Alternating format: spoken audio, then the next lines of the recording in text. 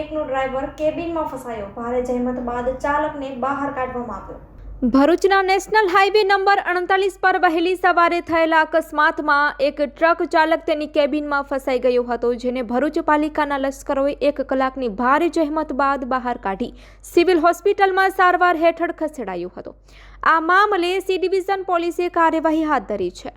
ભરૂચના national highway number 38 આજે વહેલી સવારના એક ટ્રક ચાલકમાં માલ સામાન ભરીને સુરત તરફ જઈ રહ્યો હતો.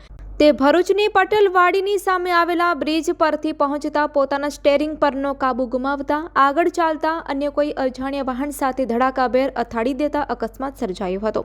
અકસ્માતમાં ટ્રકનો ચાલક તેની કેબિનમાં જ ફસાઈ ગયો હતો. આ અંગેની જાણ ભરૂચ નગરપાલિકા ફાયર બ્રિગેડના લશ્કરોને કરવામાં આવતા તેઓ રેસ્ક્યુ ટીમ સાથે તાત્કાલિક ઘટના સ્થળ પર પહોંચી ગયા હતા. ફાયરની ટીમે અંદાજિત 1 કલાકની ભારે જહેમત બાદ કેબિનમાં ફસાયેલા ચાલકને બહાર કાઢવામાં આવ્યો હતો. જો કે તેને માથામાં અને પગના ભાગે ગંભીર ઇજાઓ પહોંચી હતી. તાત્કાલિક 108 એમ્બ્યુલન્સ મારફતે ભરૂચની સિવિલ હોસ્પિટલમાં ખસેડવામાં આવ્યો હતો. આ મામલે સી ડિવિઝન પોલીસે અકસ્માતનો ગુનો નોંધી વધુ તપાસ હાથ ધરી છે. Report by Ketan Mehta, Bharuch.